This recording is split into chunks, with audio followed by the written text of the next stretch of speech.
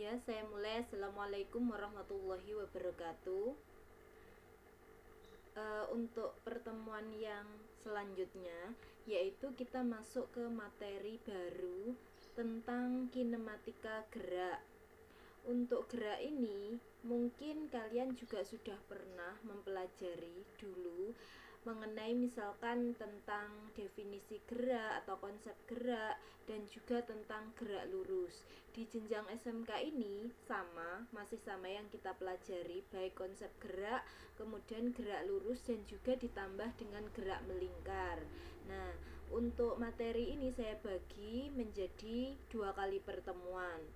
Langsung saja untuk yang pertemuan kali ini kita masuk ke konsep gerak. Untuk konsep gerak kita lihat di dalam fisika, gerak, benda yang bergerak itu belum tentu dikatakan bergerak, atau benda yang diam belum tentu itu dikatakan diam. Nah, tergantung acuan yang mengamati. Contoh sederhana misalkan ada calon penumpang A duduk di tempat tunggu terminal bus tujuan Surabaya. Jadi penumpang A itu menunggu bus tujuan Surabaya. Tetapi pada saat itu ia melihat ada sebuah bus jurusan Malang yang meninggalkan terminal. Otomatis dia kan tidak naik, hanya melihat saja. Di dalam bus jurusan Malang itu terdapat penumpang B dan juga sopir C. Maka dapat dikatakan bahwa menurut A, sopir itu dikatakan bergerak, sedangkan menurut B, sopir C itu diam. Kenapa kok bisa begitu? Jadi misalkan di sini si A itu adalah pengamat yang pertama. Kemudian melihat ada bus jurusan Malang yang meninggalkan terminal. Di dalam bis itu ada sopir C di depan dan juga penumpang B di belakang. Otomatis menurut A, sopir C itu kan bergerak, dia kan meninggalkan penumpang A tersebut. Nah, sedangkan menurut B, sopir C itu diam. Kok bisa? Karena di sini sopir C dan juga penumpang B itu kan kedudukannya tidak berubah. Sopir C kan tetap berada di depan B pada kedudukan yang tetap. Jadi, menurut definisi gerak itu adalah jika kedudukan benda itu berubah terhadap acuan yang mengamati. Dari contoh ini dapat disimpulkan bahwa gerak itu bersifat relatif, tergantung acuan yang mengamati. Jadi benda yang diam belum tentu dikatakan diam, benda yang bergerak itu belum tentu dikatakan bergerak, tergantung titik acuan yang mengamati. Bisa benda diam dikatakan bergerak atau sebaliknya benda bergerak itu dikatakan diam. Nah, contoh yang lain. Di sini kita ambil sebuah pernyataan. Andi bepergian dari kota Jakarta menuju ke kota Surabaya menggunakan pesawat terbang. Sudah tahu ya, ini adalah kasusnya. Nah, analisislah benar atau salah pernyataan berikut. Yang pertama, Andi bergerak terhadap pesawat. Andi berada di dalam pesawat, itu apakah bergerak terhadap pesawat? Tidak, berarti pernyataan ini adalah salah yang pertama. Kemudian yang kedua, pesawat bergerak terhadap kota Jakarta. Benar atau salah? Nah, kita lihat pesawat itu kan kedudukannya berubah terhadap kota Jakarta. Dia semakin jauh kedudukannya, berarti pernyataan B itu benar. Kemudian yang C, kota Jakarta bergerak terhadap kota Surabaya. Kota Jakarta dan kota Surabaya itu kan kedudukannya tetap tidak berubah, berarti pernyataan C itu salah. Kemudian yang D, Andi bergerak terhadap kota Surabaya. Berarti di sini kalau kita lihat Andi itu kan menaiki pesawat, berarti kedudukannya itu semakin lama semakin dekat dengan kota Surabaya. Berarti pernyataan D itu benar. Yang E, kota Surabaya bergerak terhadap pesawat. Kota Surabaya bergerak terhadap pesawat. Berarti di sini kedudukan kota Surabaya itu semakin dekat dengan pesawat. Berarti pernyataan E itu betul. Padahal di sini kan seharusnya kota Surabaya itu kan kita lihat diam. Tapi pada di fisika itu kota Surabaya itu bergerak. Jadi gerak itu relatif terhadap acuannya. Jadi kalian harus bisa membedakan mana yang dikatakan bergerak dan mana yang tidak dikatakan bergerak. Sudah? Terus kemudian yang selanjutnya adalah, nah di sini kita pahami dulu konsep jarak dan perpindahan. Seperti kita ketahui kemarin kalian sudah mengenal besaran skalar dan juga besaran vektor. Nah, untuk membedakan jarak dan perpindahan itu kita juga gunakan konsep skalar dan vektor itu. Jadi terdapat perbedaan antara jarak dan perpindahan. Kita lihat, kalau jarak itu adalah panjang lintasan yang ditempuh oleh suatu benda. Jadi benda itu ketika bergerak kan menempuh berapa lintasannya, panjangnya berapa, maka itu adalah jaraknya. Sedangkan perpindahan itu adalah kedudukan akhir suatu benda diukur dari kedudukan awalnya. Jadi hanya tergantung kedudukan akhir dan awal. Berarti di sini panjangnya itu berapa. Kalau jarak itu termasuk besaran skalar, tidak tergantung arah, hanya punya nilai. Kalau perpindahan itu besaran vektor, dia mempunyai nilai dan juga arah. Kemudian untuk simbolnya jarak dan perpindahan itu sama-sama S, satuannya juga sama yaitu meter. Sudah? Nah, kita lihat di contoh bedanya. Misalkan ada seseorang yang berjalan ke timur sejauh 4 meter dan belok ke utara 3 meter. Tentukan jarak dan perpindahannya. Kita gunakan mata angin, di mana utara itu atas, selatan itu bawah, timur itu sebelah kanan, dan barat itu sebelah kiri sini. Nah, kalau kita gambarkan, maka mula-mula di titik ini. Kemudian bergerak ke timur 4 meter, kemudian belok ke utara 3 meter. Nah, kalau kita tentukan jarak, berarti panjang total lintasan yang ditempuh. Maka di sini kita lihat dari ini ke sini 4 meter, dari titik ini ke sini berarti 3 meter, maka totalnya itu adalah 7 meter. Berbeda dengan perpindahan. Perpindahan itu kan titik akhir diukur dari titik awal. Titik akhirnya itu kan di sini. Kemudian titik awalnya itu di sini. Berarti titik akhir diukur dari titik awal ini berapa? Maka kita gunakan segitiga Pitagoras. Berarti x kuadrat sama dengan 4 kuadrat ditambah 3 kuadrat. Sehingga x kuadrat 16 ditambah 9 berarti x kuadrat itu 25, sehingga x itu akar 25 berarti 5 meter. Bisa dipahami perbedaan antara jarak dan perpindahan? Sudah? Nah, contoh yang lain. Di sini kita menggunakan konsep arah tadi. Seseorang berjalan ke kanan 5 meter, kemudian bergerak ke kiri kembali ke tempat semula. Tentukan perpindahan dan jaraknya.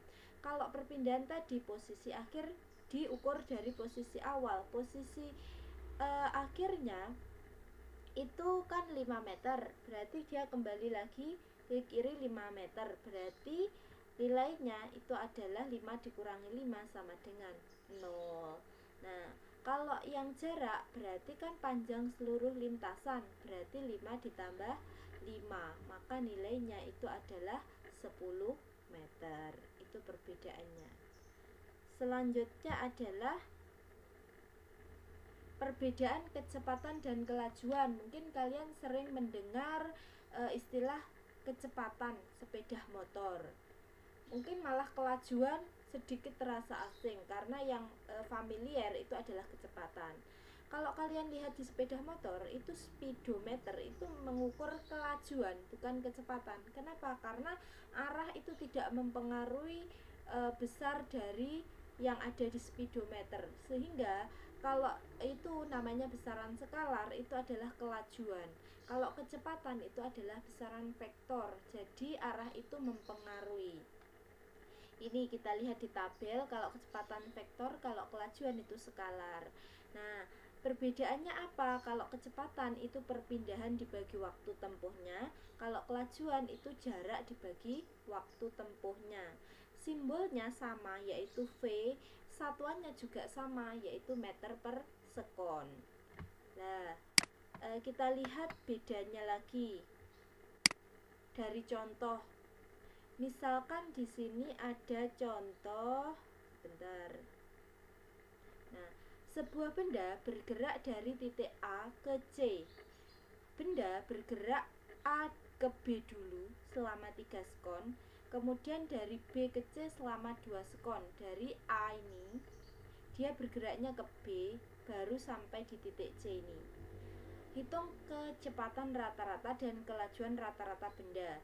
Di sini AB 400, B ke C 300. Maka seperti yang awal tadi, maka A ke C itu sisi miringnya dapat dicari menggunakan 400 kuadrat ditambah 300 kuadrat, kemudian di akar nanti nilainya hasilnya itu 500. Jadi A ke C itu adalah 500. Untuk mencari kecepatan dan kelajuan, maka kita lihat perpindahannya berarti adalah 500. Kalau kelajuan itu jarak berarti 400 tambah 300 berarti 700.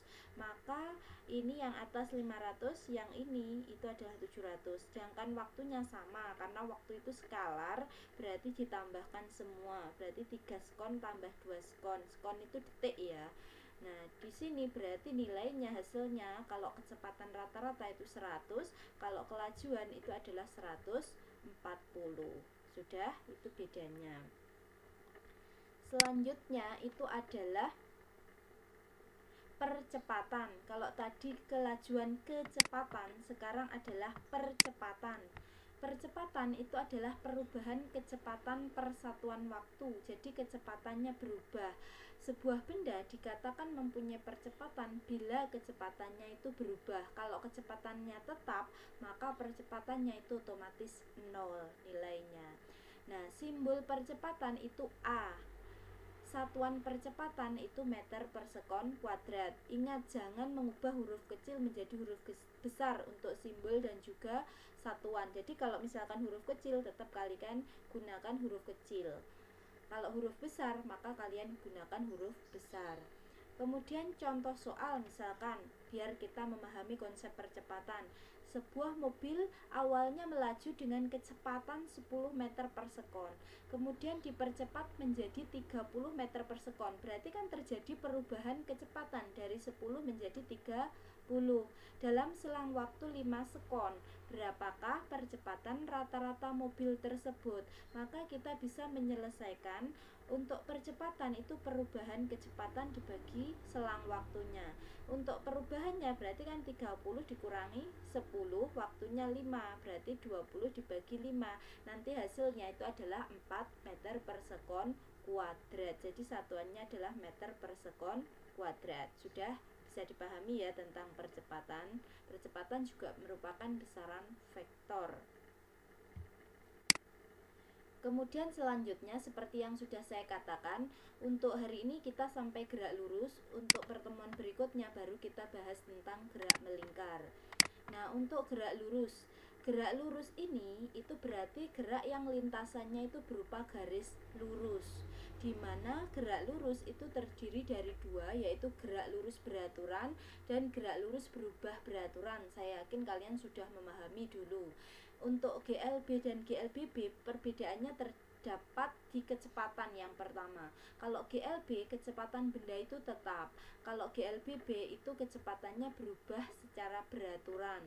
Nah, kalau GLB karena kecepatannya tetap, maka percepatannya 0. Kalau yang GLBB karena kecepatannya berubah secara beraturan, maka percepatannya itu tetap atau konstan. Nah, untuk GLB persamaannya itu hanya satu saja, yaitu S sama dengan V dikalikan T. S itu adalah jarak yang ditempuh, V itu kecepatan, T itu waktu. Nanti bisa kalian lihat lebih lanjut di slide berikutnya. Sedangkan untuk GLBB di sini saya pindah slide untuk lebih jelasnya, untuk menjelaskan tentang GLBB. Kita lihat. GLBB itu dibedakan menjadi dua, yaitu GLBB dipercepat itu jika kecepatan benda itu semakin lama semakin bertambah besar. Kalau GLBB diperlambat itu bila kecepatan benda semakin lama itu semakin berkurang, bahkan mungkin suatu saat itu nol atau berhenti. Nah, di sini untuk persamaannya itu ada 3 untuk GLBB, tergantung di soal yang diketahui apa, di mana ada beberapa simbol besaran yang ada di persamaan GLBB, yaitu VT. VT itu kecepatan setelah T sekon atau kecepatan akhir. Kalau V0 itu kecepatan awal, kalau A itu percepatan, T itu waktu, dan S itu jarak yang ditempuh. Nanti kalian bisa lihat di soal itu yang diketahui apa, yang ditanyakan apa. Kemudian kalau misalkan sudah tahu, maka kalian bisa pilih, oh persamaannya yang digunakan yang mana, yang pertama, kedua, atau ketiga. Ini perbedaannya untuk dipercepat dan diperlambat itu pada tanda plus, kalau ini adalah tanda min, untuk yang lain sama.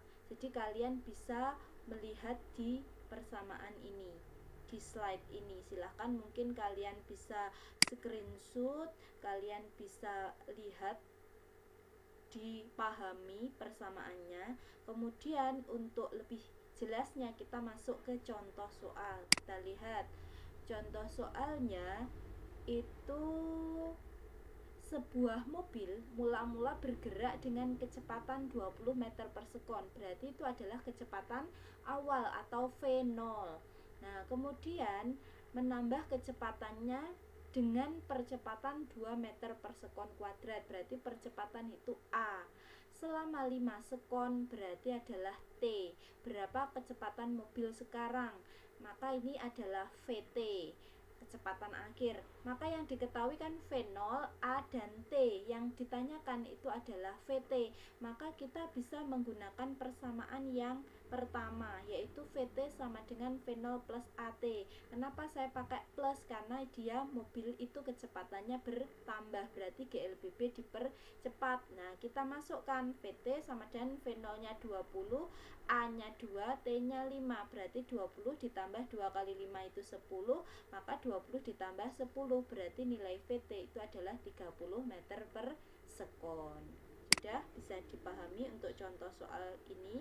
Nah, untuk contoh soal yang lain kalian bisa lihat di buku atau mungkin di sumber-sumber yang lain, misalkan internet, dan juga makalah dan sebagainya. Nanti pertemuan berikutnya atau berikutnya lagi akan saya berikan soal, nanti silahkan kalian kerjakan. Untuk pertemuan hari ini atau pertemuan kali ini cukup sampai di sini saja dulu, biar kalian tidak terlalu banyak memahami materi, sehingga kalian bisa memahami materi itu dengan baik. Sudah, nanti kalau misalkan ada pertanyaan bisa ditanyakan. Terima kasih untuk pertemuan kali ini saya akhiri. Wassalamualaikum warahmatullahi wabarakatuh.